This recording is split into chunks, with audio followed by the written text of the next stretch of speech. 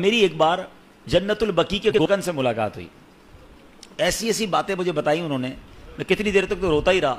اور میں دو باتیں بتا دیتا ہوں, پھر کبھی موقع ملا تو اس پر تفصیل سے بات کریں گے. تو میں نے کہا یار کچھ تو بتاؤ جنت البقیع کے بارے میں, ایسا کیا ہے؟ ہم تو سنتے ہیں آپ تو قبروں میں قبر کھودتے ہیں, آپ تو جنت البقیع میں ہی ہوتے ہیں. کہتے ہیں عبدالحبیب بھائی پہلے بتائیں آپ کو میرے جسم سے خوشبو آ رہی ہے؟ میں نے کہا خوشبو تو بڑی آ رہی ہے, کون سا عطر لگایا ہے؟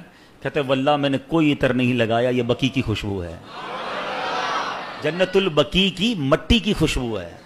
اچھا, وہ کہتے ہیں دنیا کا کوئی بھی قبرستان اٹھا لیں. پھر میں نے بھی غور کیا, وہاں آپ کو کیڑے بکوڑے بہت سارے جانور ملتے ہیں نا, مردے دفن ہو رہے ہیں, اور ظاہر قبرستان میں تو صفائی نہیں ہوتی نا, تو آپ کو کیڑے بولا جنت البقیع میں ایک کیڑا نہیں ہے. یعنی میں آپ کو روحانیت والی باتیں نہیں بتا رہا, روحانیت تو اندر کیا کیا ہوگا وہ تو اللہ جانے, اس کا حبیب جانے, اس کی کیسی کرم نوازیاں ہیں. میں تو جو نظر سے آنے والی چیزیں بتا رہا ہوں. کہتا ہم جب قبر کھودتے ہیں نا عبدالحبیب بھائی, کئی بار ایسا ہوا کہ قبر کھودتے کھودتے ایسی ٹھنڈی ہوا آتی ہے کہ میں قبر کے اندر لیٹ کر خود ہی سو جاتا ہوں.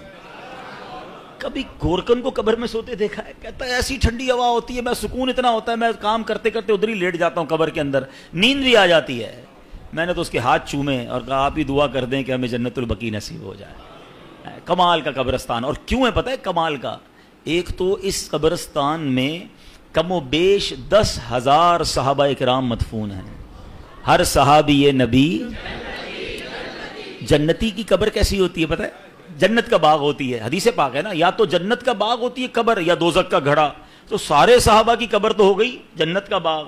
جس قبرستان میں 10,000 جنت کے باغ ہوں, اب آپ سوچو نا اس قبرستان میں جو گیا, ہائے ہائے, ایسے نہیں کہتے اعلیٰ حضرت طیبہ میں مر کے ٹھنڈے چلے جا آنکھیں بند, طیبہ میں مر کے ٹھنڈے چلے جاؤ آنکھیں بند, سیدھی سڑک یہ شہر شفاعت نگر کی